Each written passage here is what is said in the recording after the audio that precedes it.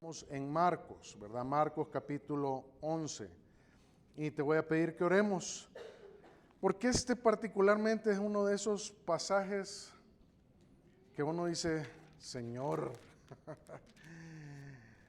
qué tremendo este pasaje, pero es la palabra de Dios, ¿verdad? Así que oremos. Señor, gracias, Padre, por tu amor, por tu gracia, por tu misericordia. Y gracias, Padre, porque en el proceso de seguirte, Señor, de repente en tu palabra encontramos algunos pasajes que son difíciles, son fuertes, pero que es bueno que esto esté ahí, Señor, porque nos anima a entender tu corazón y el celo que tú tienes por nosotros y por nuestra vida, Señor. Yo te pido que abras nuestro corazón para recibir tu palabra y lo que vamos a aprender de ella, Padre. En el nombre de Jesús, amén y amén. Muy bien, como sabes, acabamos de empezar la semana pasada esta serie que se llama Rey Verdadero. Y la semana pasada hablamos de la entrada triunfal de Jesús, ¿verdad? Él está entrando a Jerusalén, está en la última semana, y en esa última semana el Señor Jesucristo va a hacer varias cosas muy interesantes, ¿verdad? Entonces, particularmente en la entrada triunfal, vimos cómo dos discípulos obedecen al Señor Jesucristo y terminan en una adoración verdadera, no solo de los discípulos, sino que de otros. Y hablábamos de cómo cuando tú obedeces, tu adoración termina en bendición para que otros conozcan de Jesús. Eso fue básicamente lo que hablamos la semana pasada. Pero esta semana vamos a hablar de otro tema, ¿verdad? Es como un contraste con lo que acaba de pasar y es un contraste con lo que viene. Y yo te pido que por favor abras tu corazón a lo que la Biblia tiene que decir. Entonces comienzo. A veces los cristianos llegamos a creer que podemos vivir una vida de apariencias, una donde presentemos una imagen que no refleja fielmente quiénes somos. A veces como creyentes podemos venir a la iglesia y entrar y aparentar algo que realmente no está pasando en nuestra vida. A veces podemos estar viniendo y saludando a los hermanos, hola, ¿qué tal? ¿Cómo está? Pero por dentro estamos llorando quizás. Quizás otros están sirviendo sin tener verdaderamente una relación con Dios. Y lo que se hace es una vida de apariencias. Entonces, esto nos lleva a veces a adoptar estilos de vida que, aunque son pecaminosos y desagradables a Dios, estamos muy cómodos con ellos. Y a veces decidimos no hacer absolutamente nada en cuanto a estas situaciones que controlan nuestra mente, nuestras emociones, nuestra boca, las cosas que hacemos. Y entonces de esa manera, lo que sucede es que no se da el cambio en nuestra vida. Y eso es un riesgo. Entonces el problema de esto es que las personas a nuestro alrededor pueden notar que hay una fe ficticia. Pueden darse cuenta que algo no está bien, y esto lo que hace es afectar la confianza de las personas. No solo en ti, sino que también en el Evangelio. O sea, la confianza se ve comprometida y las relaciones se vuelven superficiales y distantes. ¿Por qué? Porque la gente no quiere abrir más su corazón ay, ¿qué van a decir de esta situación? Si busco ayuda, ¿qué va a pensar la gente?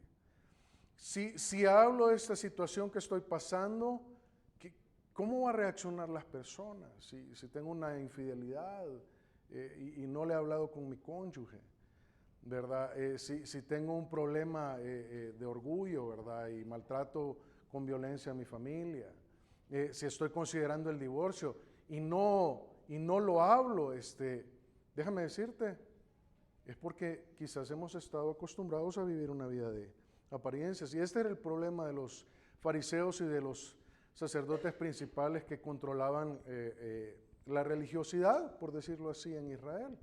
De hecho, su hipocresía implicaba una discrepancia entre lo que enseñaban y lo que hacían. O sea, había algo que no estaba haciendo match y entre sus creencias y sus acciones. Y ya lo vamos a ver, no quiero adelantarme porque es muy fácil adelantarse con este pasaje, pero había discrepancias, no había congruencia en lo que ellos estaban enseñando y en lo que ellos estaban haciendo. Entonces todo esto estaba motivado por una sola cosa, una evidente falta de fe. ¿A qué me refiero? ¿A qué me refiero con esto? ¿Por qué estoy diciendo una evidente falta de fe? Porque ellos habían entendido, y tú lo ves en todo el Evangelio de Marcos hasta donde vamos, que desde el principio, capítulo 1, dicen, ¿qué doctrina es esta? O sea, ¿qué manera de enseñar de Jesús? ¿Qué es diferente lo que le enseña? Hay un corazón diferente, hay una realidad diferente en la manera en cómo Él se acerca a las personas. Él está sirviendo a la gente y los escribas y los fariseos están más tratando de esclavizar a las personas y de aprovecharse de ellas. Entonces, el problema de esto es que nosotros también podemos caer en esto. De hecho, el Señor Jesucristo nos advierte en Marcos 8:15, dice, y les mandó a los discípulos diciendo, mirad y guardaos de la levadura de los fariseos y de la levadura de Herodes. ¿Qué está diciendo? ¿Por qué está hablando de la levadura? ¿Por qué de los fariseos y por qué de Herodes? Si te recuerdas cuando vimos este pasaje, estábamos hablando de que teníamos que cuidarnos de la religiosidad hipócrita que ellos practicaban, pero también debemos de guardarnos de que por esa religiosidad hipócrita caigamos en la impiedad. O sea, que vivamos vidas desordenadas y sin ningún tipo de restricción contra el pecado. Entonces, el Señor Jesucristo lo dijo desde hace varios capítulos, diciendo, hey, tengan cuidado porque esto puede dañar tu corazón. De hecho, cuando aparentamos vivir una vida espiritual, lo que cosecharemos es una vida religiosa que estará muy lejos de amar a nuestro prójimo, pero también de amar a Dios. Entonces tu vida se vuelve una vida estéril y entonces te llevará por un camino de impiedad y el problema de esto es que te expones a recibir la justicia de Dios sobre tu vida. Y te lo digo que cuando yo estaba leyendo este pasaje yo decía, wow, aquí es con temor y temblor, ¿verdad? Porque aquí creo que ninguno de nosotros nos salvamos. Y oigan cómo hablo, en plural. Entonces debemos de estar continuamente observando nuestra vida, observando para que nuestra fe sea verdadera. Dios quiere que tengas una fe genuina, no una fe ficticia. Dios quiere que tengas una fe real, no una fe fingida. Entonces, ¿qué vamos a aprender el día de hoy? En cuanto a mi fe, y esta es la pregunta que vamos a contestar. En cuanto a mi fe, ¿qué es lo que Jesús, el Rey verdadero, quiere de mí? ¿Qué es lo que Él quiere de mí? ¿Y qué es lo que Él quiere de ti? ¿Cuál es mi tesis? La semana pasada hablamos de que Jesús es el Rey verdadero. Y si tú lo reconoces como tu Rey y el Rey verdadero de esta tierra y de toda la humanidad, entonces debes de obedecer. Y cuando tú obedeces, le adoras. Y cuando le adoras, otros llegan a los pies de Cristo. ¿Ok? Pero hoy es cómo tú puedes cuidar tu fe. Vamos al pasaje, vamos al capítulo 11, versículo 12. Y dice así, al día siguiente, cuando salieron de Betania, tuvo hambre, Jesús tuvo hambre. Y viniendo de lejos una higuera que tenía hojas, fue a ver si tal vez hallaba en ella algo. Pero cuando llegó a ella, nada halló sino hojas, pues no era tiempo de higos. Y entonces Jesús dijo a la higuera: nunca jamás coma nadie fruto de ti. Y lo oyeron sus discípulos. Vinieron pues a Jerusalén, y entrando Jesús en el templo, comenzó a echar fuera a los que vendían y compraban en el templo, y volcó las mesas de los cambistas y las sillas de los que vendían palomas, y no consentía que nadie atravesase el templo llevando utensilio alguno. Y les enseñaba diciendo: ¿no está escrito, mi casa será llamada casa de oración para todas las naciones? Mas vosotros la habéis hecho cueva de ladrones. Y lo oyeron los escribas y los principales sacerdotes, y buscaban cómo matarle, porque le tenían miedo, por cuanto todo el pueblo estaba admirado de su doctrina. Pero al llegar la noche, Jesús salió de la ciudad. Vamos a llegar hasta ahí. ¿Por qué? Porque el primer punto es cómo cuidar tu fe. ¿Qué es lo que quiere Jesús en cuanto a tu fe? En primer lugar, que deseches la falsedad en tu vida. Jesús quiere que deseches de ti todo aquello que es falso, que no es honesto. Quiere que deseches de ti todo aquello que está quizás escondido, aquellas cosas que quizás nadie sabe. Ahora bien, el propósito de Dios es que tú y yo siempre llevemos fruto en nuestra vida. Y eso fue algo así desde el principio y ha sido así hasta el día de hoy. Yo quiero demostrártelo, porque si tú entiendes cuál es el propósito de Dios para tu vida, las cosas van a cambiar, porque te vas a alinear tu voluntad a la voluntad de Dios, tu voluntad al propósito de Dios. Entonces es muy importante que tú comprendas cuál es el propósito de Dios para tu vida. Y yo te quiero demostrar que el propósito de Dios siempre fue que tú des fruto. Ok, mira lo que dice Génesis 1:28, dice: y los bendijo Dios y les dijo: fructificad y multiplicaos, llenad la tierra y sojuzgadla, y señoread en los peces del mar, en las aves de los cielos y en todas las bestias que se mueven sobre la tierra. Mas vosotros fructificad y multiplicaos. Este ya es Noé. Y dice: procread abundantemente en la tierra y multiplicaos en ella. Y mira hoy en el Nuevo Testamento a la iglesia lo que le dice: en esto es glorificado mi Padre, en que llevéis mucho fruto y seáis, ¿qué dice? Así mis discípulos. O sea, Dios siempre ha tenido en mente que tú y yo fructifiquemos.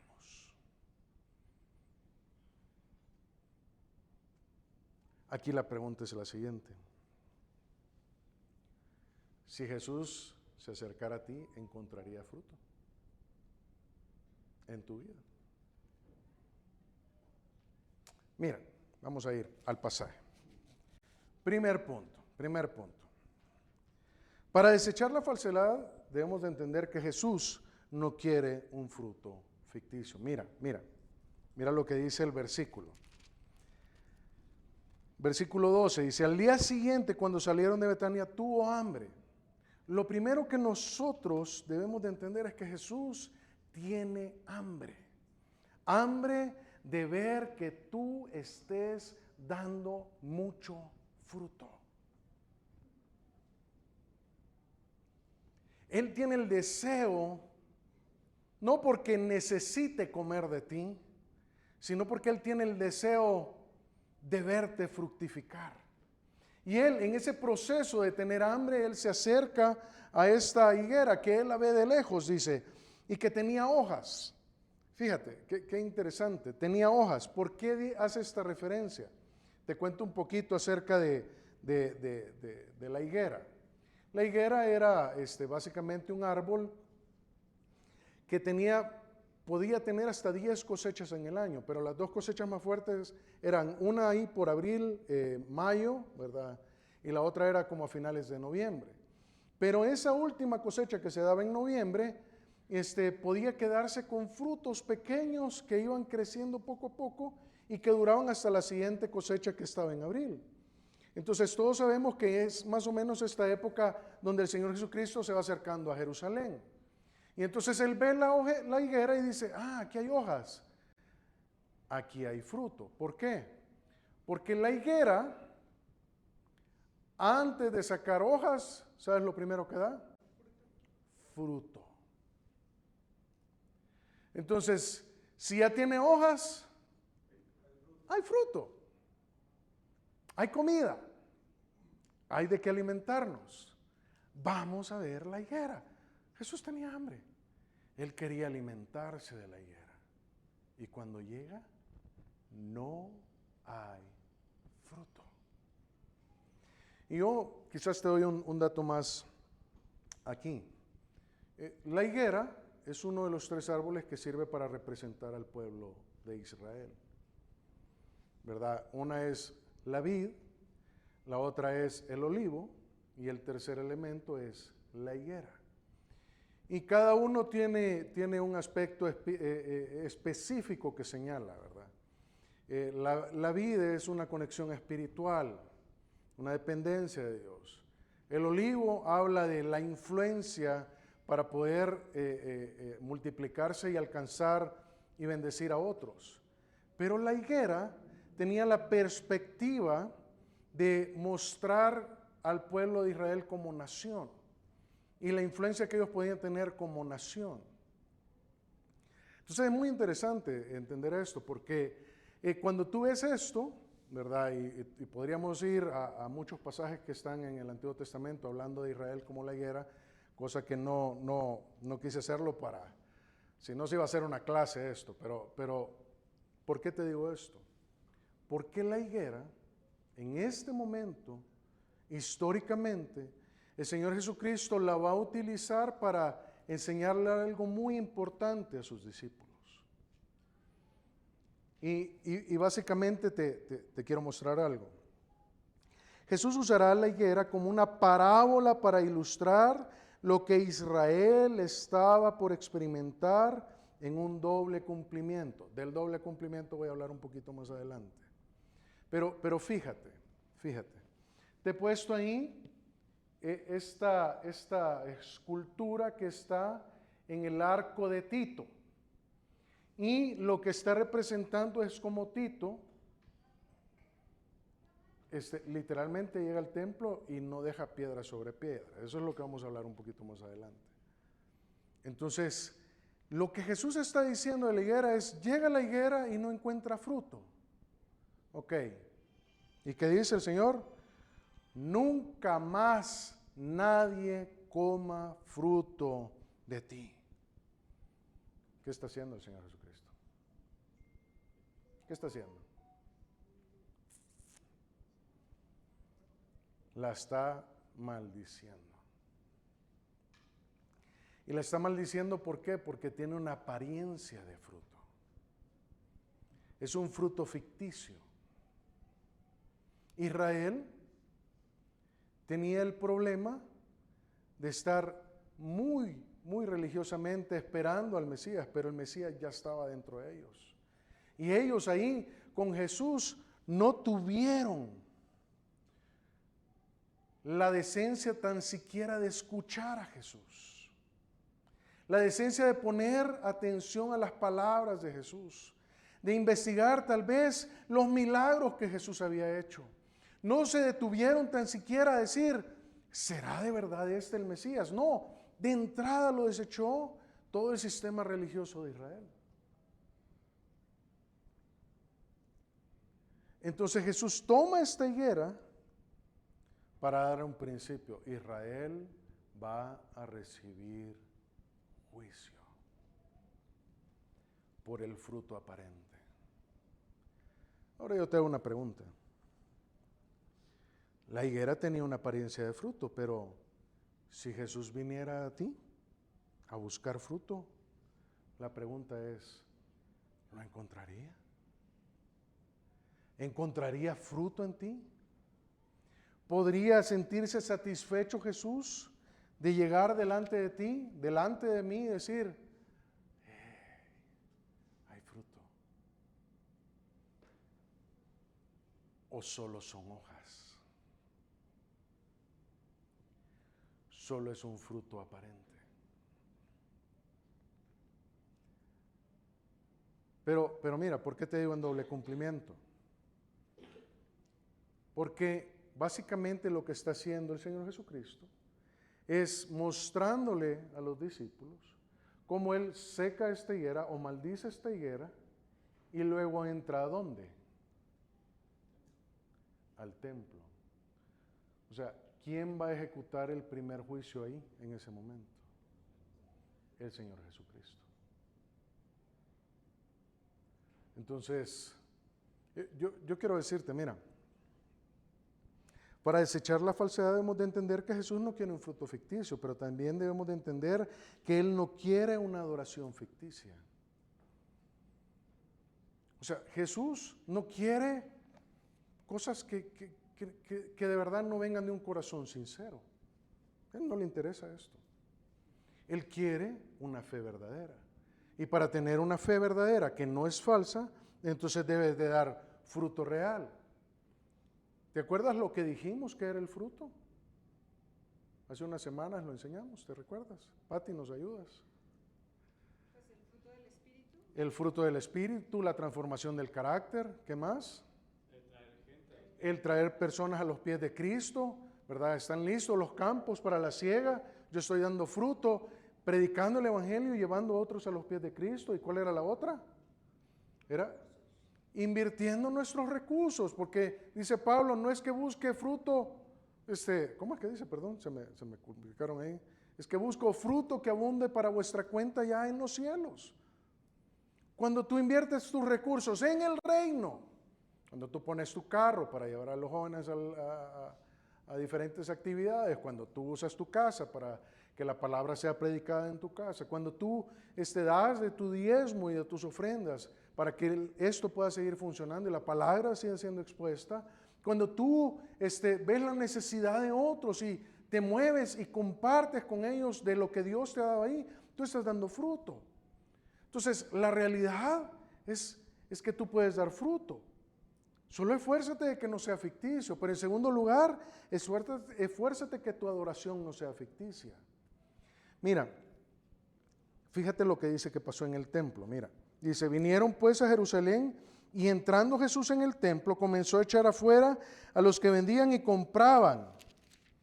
¿A quiénes echó fuera? A los que vendían y compraban ¿en dónde? En el templo. Y mira, y volcó las mesas de los cambistas y las sillas de los que vendían palomas. ¿Qué estaba pasando? ¿Qué estaba sucediendo dentro del templo? Había un gran comercio. Y mira, ¿quién fomentó ese comercio? Mira, el hombre más odiado de la historia. Anás junto a Caifás fueron los que crucificaron a Jesús. Pero mira, en la parte de abajo te pongo que Alfred Edersheim, del libro The Life and Times of Jesus and the Messiah, perdón por mi inglés ahí medio, ¿verdad?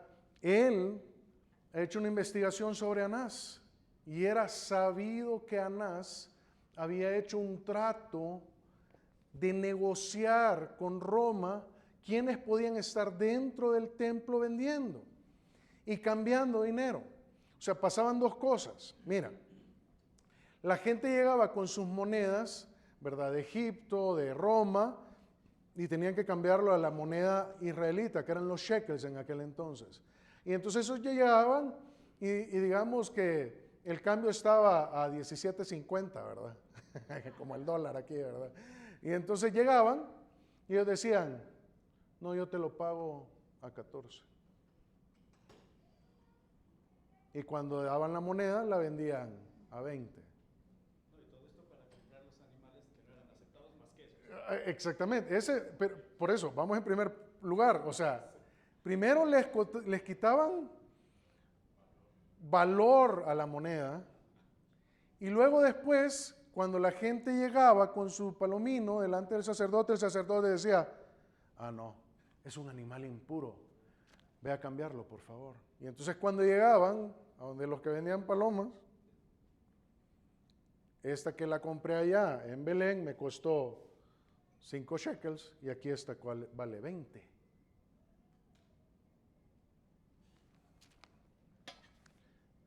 ¿A dónde quedaban esos 15 shekels extra? 5 para Anás, 5 para Roma y 5 para el cambista. Y el pueblo estaba bajo la increíble opresión. ¿Para qué? Para adorar.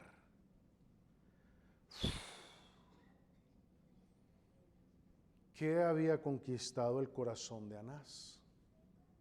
El amor al dinero. Mira, pero ahora te hago otra pregunta. En este tiempo, ese era el templo de Israel, pero en este tiempo, ¿quién es el templo de Dios? Nosotros somos el templo.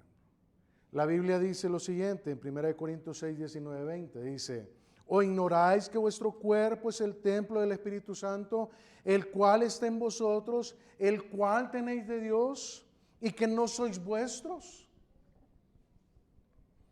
Dice, porque habéis sido comprados por precio. Glorificad pues a Dios en vuestro cuerpo y en vuestro espíritu, los cuales son ¿de quién? De Dios. ¿Sabes? No sé qué pasó aquí, perdón. La pregunta para ti el día de hoy es, si tú eres el templo hoy, la pregunta es, ¿hay una adoración real en tu vida? ¿O de qué cosas necesita Jesús limpiarte? ¿Estás tú amando el dinero? ¿Estás tú amando o idolatrando las cosas de este mundo? ¿De qué necesita limpiarte el Señor? Y mira lo que dice el pasaje, dice el versículo 17.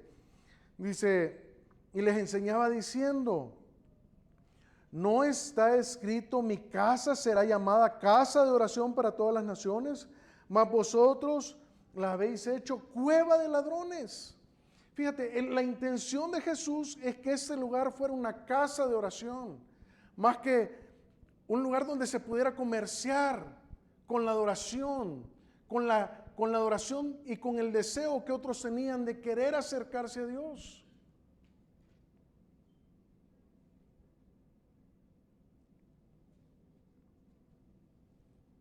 Qué tremendo. Pero me temo que a veces no entendemos que también Dios quiere llevarnos para una adoración real. Una adoración en la que nosotros continuamente, nuestro templo se vuelva una casa de oración. Una casa donde estemos buscando continuamente conectar con el Señor. Una casa donde Él sea, dice, casa de oración para las naciones. A mí me impacta esa frase que usa el Señor Jesucristo. Si aplicamos eso a nuestra vida y tú eres el templo del Espíritu Santo, Él quiere hacer tu templo una casa de oración. ¿Para qué? Para las naciones. O sea, Él quiere usarte a ti para que estés en adoración, en comunión con Dios. ¿Para qué? El mismo principio que aprendimos la semana pasada, para que termines predicando el Evangelio a aquellos que no lo conocen. Y si es posible, fuera de México. ¡Qué bendición! Mira, pero ¿sabes qué también? Para desechar la falsedad, no solo Jesús no quiere un fruto ficticio, no quiere adoración ficticia, sino que también no quiere intenciones ficticias. ¿Por qué? Mira lo que dice el versículo 18. Dice, y lo oyeron los escribas y los principales sacerdotes y buscaban cómo matarle, porque le tenían miedo por cuanto todo el pueblo estaba admirado de su doctrina. pero al llegar la noche Jesús salió de la ciudad. Qué interesante lo que está pasando. O sea, los escribas y los principales sacerdotes no hicieron nada frente al pueblo, no porque no quisieran, sino por el temor que tenían a las represalias. Las intenciones en el corazón eran otras, matarle. Eran unos cobardes. O sea, ellos dijeron, hay que darle, hay que matarlo, pero hay que hacerlo de tal manera que el pueblo no se nos venga encima. Qué tremendo, porque en cierto sentido ellos podían ver que el efecto de la enseñanza de Jesús sobre el pueblo era impactante. Ahora bien, mira, intenciones. ¿Por qué haces lo que haces? ¿Por qué sirves donde sirves? Yo el día de hoy quiero animarte, porque mira lo que dice Hebreos 3, 12 al 13, dice, mirad hermanos, que no haya en ninguno de vosotros corazón malo de incredulidad para apartarse del Dios vivo. Antes, exhortaos los unos a los otros cada día, entre tanto que se dice hoy, para que ninguno de vosotros se endurezca por el engaño del pecado. ¿Sabes qué es lo que había pasado con los fariseos y los sacerdotes? Se habían endurecido en su corazón. Ya no les interesaba la adoración a Dios. Estaban más enamorados de las cosas de este siglo. Y mira lo que dice 2 Timoteo 3, del 1 al 5. Eso puede pasar el día de hoy. Por eso Pablo dice, también debes de saber esto, que en los postreros días vendrán tiempos peligrosos, porque habrá hombres amadores de sí mismos. Y yo, ahí, de verdad te digo, no puse todo lo demás, porque todo lo demás es una lista de cosas y cualidades malas. Pero mira con lo que debemos de tener mucho cuidado. Mira lo que dice al final, dice, que tendrán apariencia de piedad, pero negarán la eficacia de ella. A esto dice, evita. Mira, una de las cosas que a veces debemos de tener mucho cuidado es a quién estamos escuchando. Porque afuera hay muchísimos predicadores que son amadores de sí mismos y que solo quieren la gloria para ellos y que tienen apariencia de piedad, pero no tienen el deseo de edificarte, solo están pensando en cómo pueden utilizarte. Y yo te lo digo, lo he dicho en muchas ocasiones, pero el día que yo te diga, regálame tu carro, bueno, la vez pasada se lo pedí a Pablo, ¿verdad? La semana pasada, regálame tu casa, invierte en el reino de tal manera que des tu casa y Dios te va a borrar toda tu deuda, sal huyendo.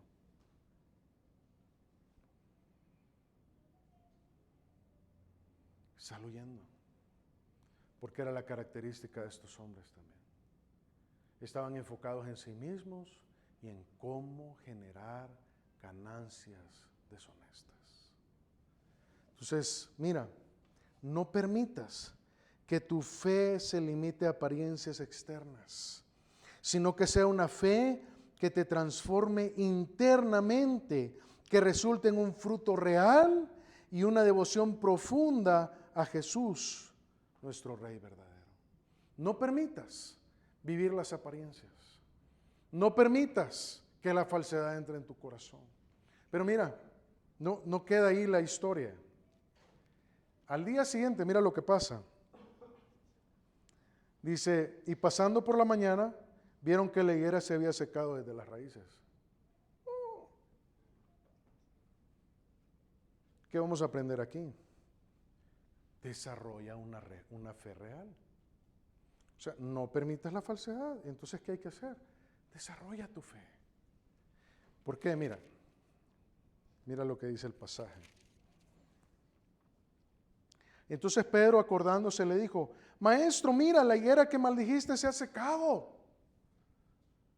O sea, Pedro tenía todas las razones por las cuales estar admirado, ¿no te parece? O sea, él tenía toda la razón de estar diciendo: wow, tú la maldijiste ayer y hoy pasamos de nuevo por aquí y está seca desde la raíz hacia arriba. Quizás probablemente estaba asombrado por lo que Jesús había dicho de juicio sobre ella y que se había cumplido, pero también por la rapidez en cómo pudo pasar. Independientemente, había asombro en él y quizás en todos los discípulos. Pero mira, yo me hice esta pregunta: ¿por qué Jesús no aprovechó para hablar del juicio que venía sobre Israel?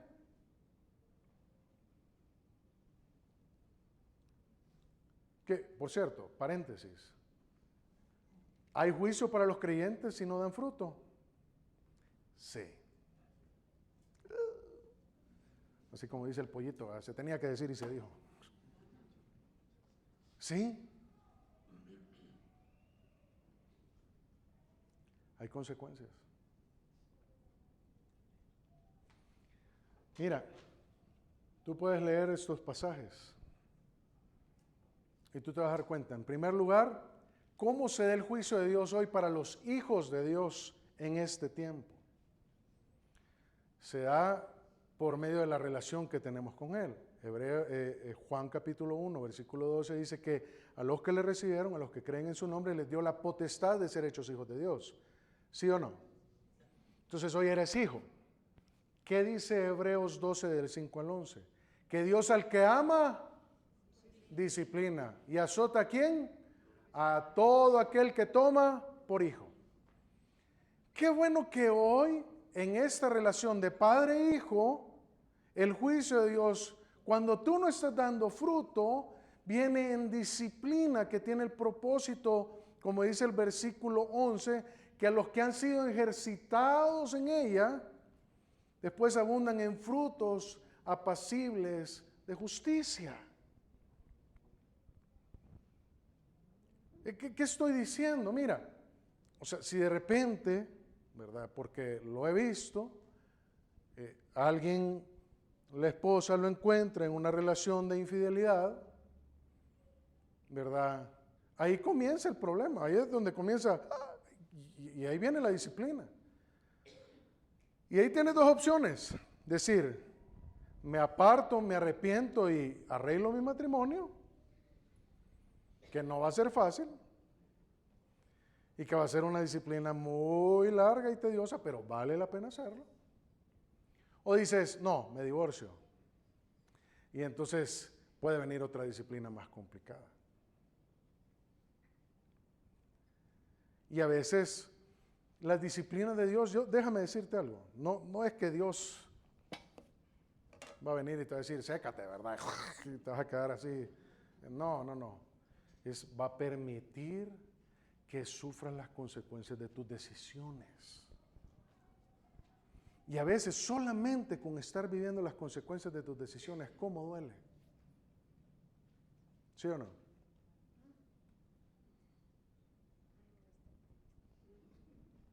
Uf. Yo te lo digo, por ejemplo, no me acuerdo a quién le contaba esta semana de que una vez me eché una mentirota con mi papá y me agarró infraganti así. Yo todavía le dije, no. ¿Estás seguro? Sí. ¿De verdad hiciste lo que dijiste que iba a hacer? Sí. Y llega, y se va a acostar y llega mi mamá y me dice, mentiroso. Yo sentí como que se abrió el cielo, ¿verdad? Y Dios estaba enfrente de mí diciéndome, qué bárbaro. Y yo, pero si estoy diciendo la verdad. Mentira, tu papá fue y te vio haciendo esto y esto.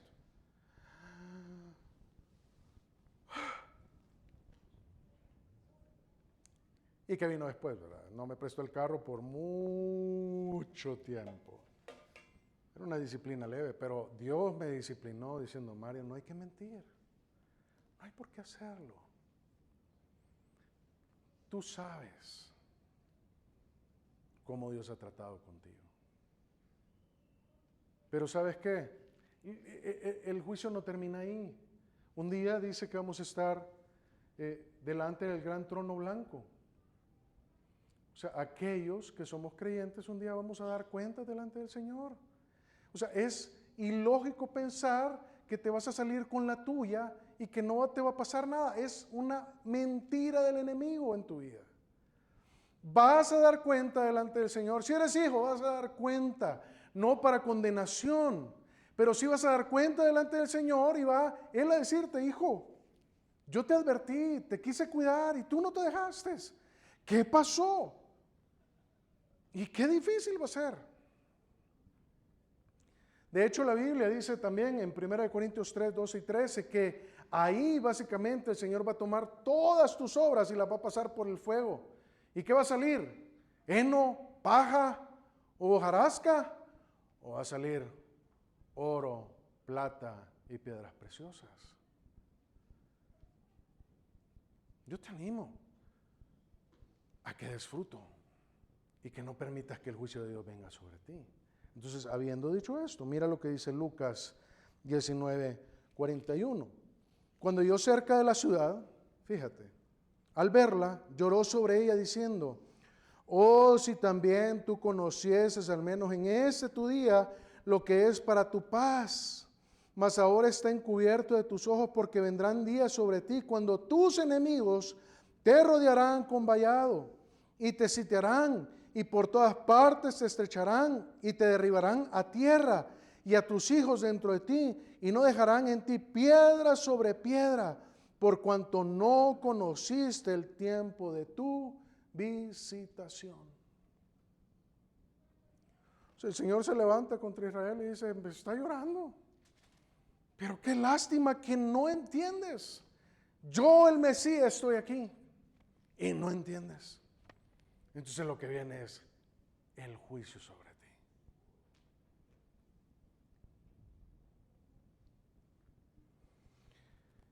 Mira, cuando el Señor Jesucristo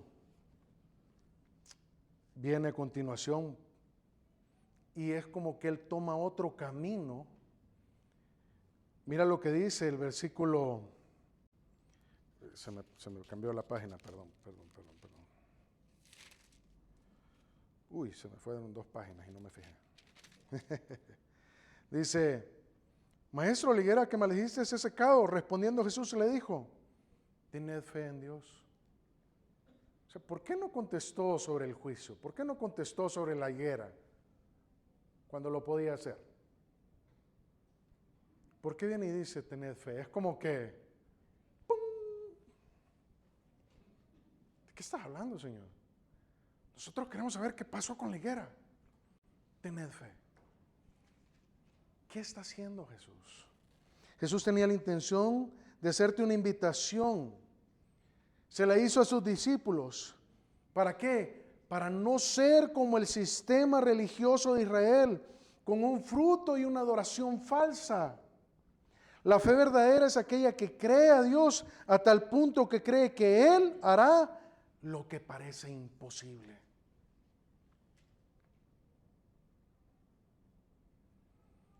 No es una fe legalista. No es una fe controladora.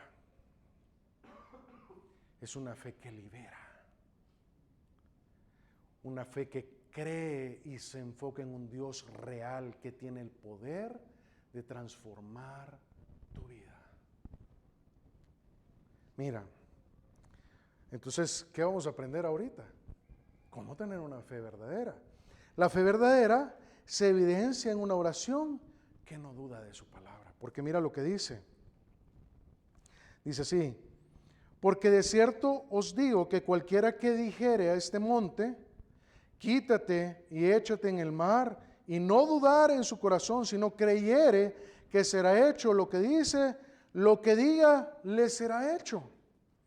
Por tanto os digo que todo lo que pidiereis orando, creed que lo recibiréis y os vendrá. Wow. Ahí viene el Ferrari. Ahí viene la casa de 50 millones, la declaro en el nombre de Jesús. No. En nuestra oración, si confiamos en Dios y en su poder omnipotente y su bondad inmensurable, las únicas condiciones para que haga lo que pedimos son la ausencia de duda y la confianza inquebrantable en que Dios, que Él concederá la petición si está de acuerdo a su voluntad. Y solo te pongo un versículo, 1 de Juan 14:15 dice, y esta es la confianza que tenemos en Él, que si pedimos alguna cosa conforme a su voluntad, Él dice, nos oye. Y si sabemos que Él nos oye en cualquier cosa que pidamos, sabemos que tenemos las peticiones que le hayamos hecho. Esto no se trata de pedir cositas como un carro, un Ferrari, no, déjame decírtelo. Dios quiere que pases de esa etapa de crecimiento espiritual, de pedir por cosas materiales o por salud. Eso está bien, cuando hay una necesidad hay que pedirla, Él no se niega a escucharte. Pero hay que pasar de ese nivel a empezar a pedir, Señor, ¿qué quieres tú que yo haga? ¿Cómo quieres tú usarme a mí? ¿Cómo yo te pido? Mira, ¿sabes cuáles son las oraciones que Dios contesta? Cuando tú le dices, tienes un pariente que no conoce de Jesús y le dices al Señor, Señor Jesús, haz lo que sea necesario para que Él te conozca. Ay, lo que sea necesario, hermano. Lo que sea necesario, sí. Ok. ¿Y sabes qué hace? Dios hace cosas a veces hasta terribles por ganar el corazón de alguien.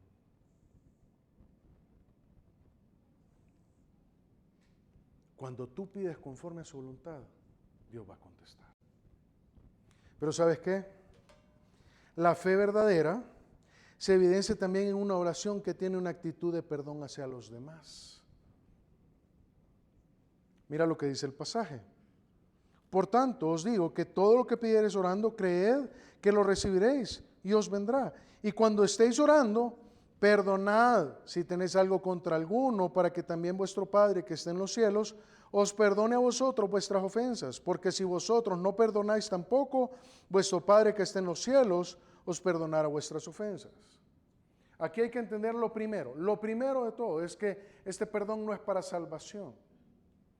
Dios no te va a negar el perdón para salvación. Él está hablando de, Señor, perdóname, Padre, porque yo estoy, y ofendí a un hermano, ¿verdad? Y yo lo traté mal, Señor, perdóname. Mira, yo quisiera perdonarte, pero tú todavía estás resentido con Pablo. Y no lo tragas. Y lo tratas mal. Y lo avergüenzas. Y lo humillas. Entonces, ¿quieres que yo te perdone? Sí, arregla primero tu problema con Pablo. De eso está hablando.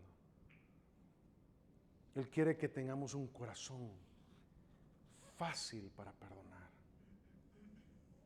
Yo te hago una pregunta muy sencilla. ¿Tienes algún resentimiento en tu corazón que no has soltado, por el medio del cual el enemigo te tiene agarrado y también tú no puedes crecer? ¿Hay algo en tu vida que te estorba de perdonar? Es que usted no sabe lo que se siente, hermano. No, yo seguramente no sé lo que se siente. Pero ¿sabes quién sí sabe? Jesús.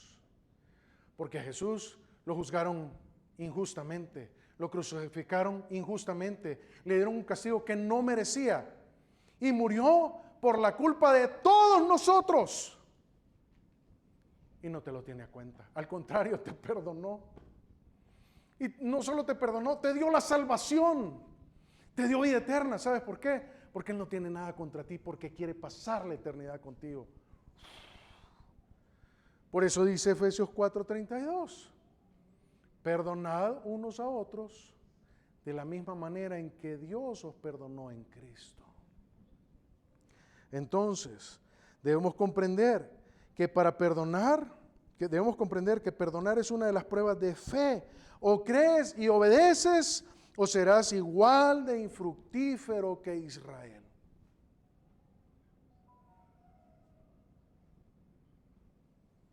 Entonces, mira, el perdón de Dios hacia un creyente y el perdón de un creyente hacia los demás están inseparablemente vinculados, porque Jesús estableció un vínculo entre ambos. Se espera que el que ha aceptado el perdón de Dios perdone a los demás tal como Dios lo ha perdonado a él. Y todos decimos amén. ¿Sabes qué? Yo quiero animarte. Si hay algo que necesitas ordenar y arreglar el día de hoy, ve delante de tu Señor y perdona. Perdona. Perdona y arregla. Restituye. Restituye aquello donde te equivocaste. Pide perdón y perdón, te grité y te prometo que no lo voy a volver a hacer. Voy a luchar con toda mi carne para no volverte a tratar de esta manera. Perdóname y te restituyo. Eso es lo que Dios quiere de cada uno de nosotros. Entonces, para tener una fe verdadera, desecha la falsedad.